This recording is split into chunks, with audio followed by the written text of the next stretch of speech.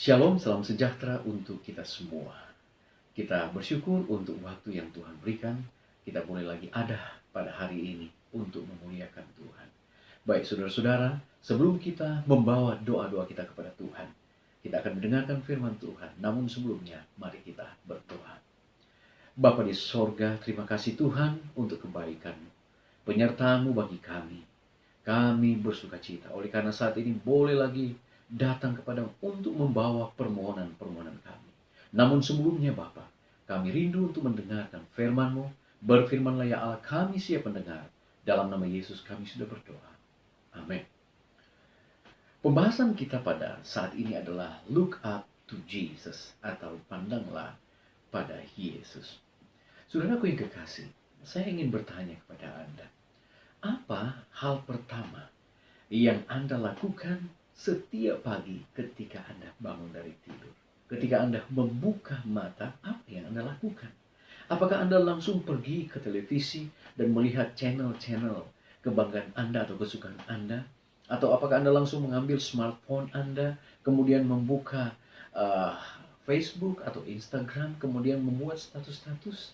Atau apakah Anda melalui pertimbangan-pertimbangan yang ada dalam pikiran Anda, kemudian mulai memikirkan akan problema-problema hidup yang Anda akan hadapi di hari berjalan? Atau apakah Anda meluangkan waktu untuk memandang kepada Yesus ketika Anda bangun pada pagi hari? Saudaraku yang kekasih dalam Tuhan kita Yesus Kristus, pandang kepada Yesus atau kita melihat kepada Yesus artinya kita melihat akan kehidupannya. Kita sepakat bahwa apa yang dikatakan oleh Yesus, apa yang dipraktikkan oleh Yesus, saat kita melihat semuanya ini, kita pun mengaplikasikan atau mempraktikkan di dalam kehidupan kita. Yesus selama berada di atas dunia ini, dia pun melewati suka duka kehidupan. Namun saudara-saudara, yang kita harus teladani dari dia, dia tidak pernah menyerah. Dia selalu menatap ke depan kepada satu kekuatan, kepada suatu perlindungan yang Allah berikan kepadanya. Sehingga dia tidak pernah menyerah. Walaupun masalah demi masalah dia hadapi di dalam kemanusiaannya. Dan inilah yang harus kita teladani, saudara-saudara. Kita perlu contohi di dalam kehidupan Yesus. Pandanglah kepada Yesus. Seorang yang bernama Helen Lemmel. Dia adalah istri dari seorang hamba Tuhan dari gereja Metodis. Mereka berasal dari Inggris kemudian menetap di daratan Amerika. Sejak kecil, Helen ini dia dididik untuk menjadi seorang anak yang takut akan Tuhan. Kebanggaan dari orang tuanya agar dia juga boleh menjadi seorang penginjil. Dan saudara, saat Helen dia mulai menanjak dewasa, dia mulai mengembangkan talentanya di bidang musik. Oleh karena dia sangat senang untuk mempelajari dunia musik, akhirnya dia melanjutkan pendidikannya di Jerman, khususnya untuk spesialis musik. Dan apa yang dilakukan? Saat dia sudah tamat dari Jerman, dia kembali ke Amerika Serikat, dia menuju ke gereja-gereja terasing, bahkan dia mengajar latihan vokal di Moody Institute. Itulah sebagian dari kehidupan dari Helen Lemmel. Namun saudara-saudara, ada satu pepatah mengatakan bahwa jalan hidup tidak selalu indah. Saat dia menanjak dewasa, dia pun menikah. Namun saudara-saudara, saat dia menjelang paruh baya di dalam umurnya, satu hal yang dia tidak pernah mimpikan sebelumnya, dia menjadi buta. Saudaraku yang kekasih, namun dia tidak kehilangan semangat untuk melayani. Walaupun dia sudah buta, dia tetap membuat karya-karya indah, dia menciptakan lagu-lagu dan lain sebagainya. Dan bukan hanya itu, ketika dia sudah kehilangan penglihatan, yang kedua, dia harus kehilangan suami yang sangat dicintai. Mengapa saudara-saudara? Suami yang sangat dia cintai meninggalkan dia oleh karena Helen sudah menjadi buta.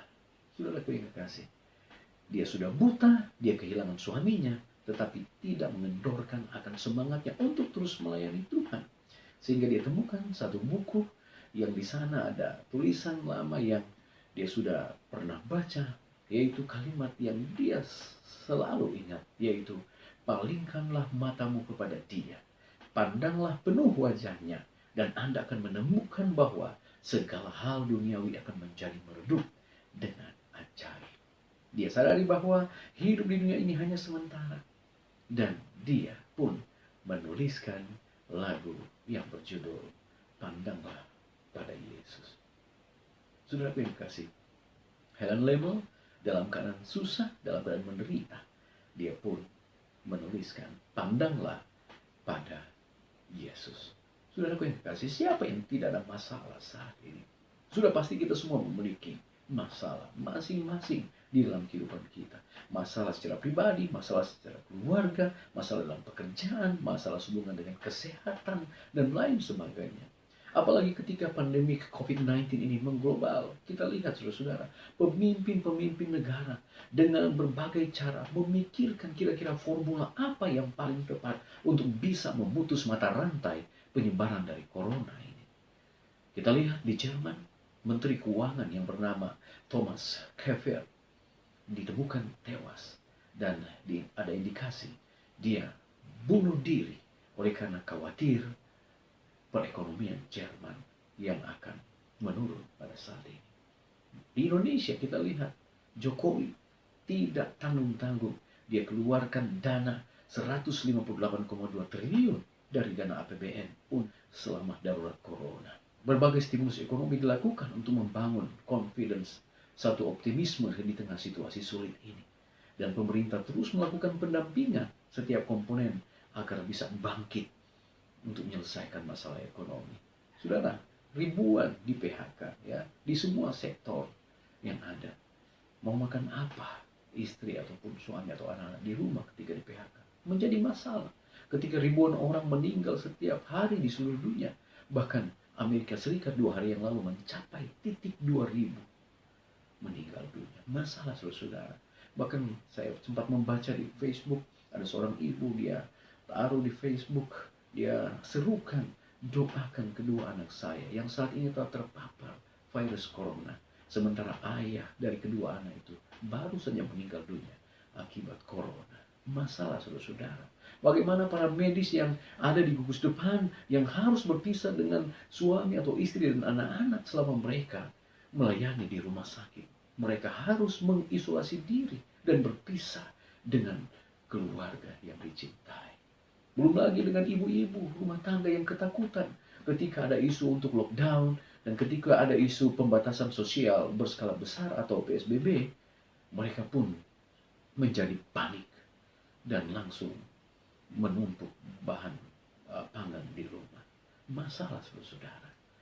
Tetapi saudara-saudaraku yang kekasih, mengacu pada ayat kita pada hari ini, di dalam Mazmur pasal yang kelima ayat 4, Raja Daud dia berkata, Tuhan, pada waktu pagi engkau mendengar seruanku, pada waktu pagi aku mengatur persembahan bagimu, dan aku menunggu-nunggu. Adakah seperti Daud yang ketika dia bangun pagi, dia langsung datang kepada Tuhan. Pada waktu pagi engkau mendengar seruanku.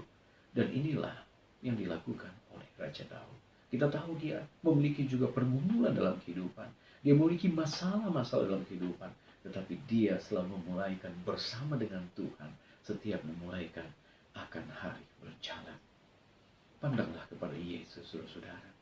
Walaupun dalam situasi sulit seperti ini, kita harus semakin dekat dengan Yesus yang menjadi solusi dari setiap problema dan masalah kehidupan kita.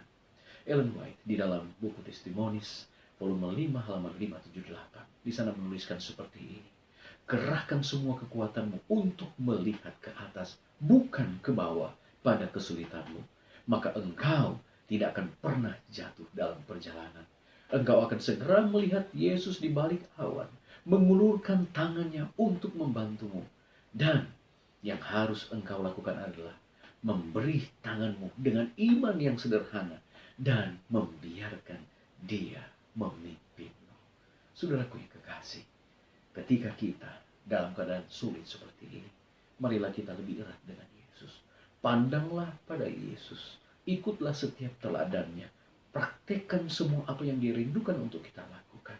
Dan biarlah setiap hari kita awali dengan memulaikan bersama dengan Yesus. Yakinlah, setiap masalah, setiap problem di dalam kehidupan kita, Yesus telah menyiapkan jalan keluar. Adalah doa dan harapan kita pada saat ini. Saya berdoa nama Yesus. Amin. Kita akan datang pada doa pada saat ini. Seperti biasa ada 5 pokok doa yang kita akan doakan. Yang pertama, kita doakan anggota gereja di Jerman, Prancis, Spanyol, Italia, dan Belgia agar mereka boleh tetap semangat dalam berjuang untuk menghadapi virus COVID-19 ini. Dan kedua, kita berdoa untuk anggota gereja di Timur Tengah, khususnya negara Iran dan Israel.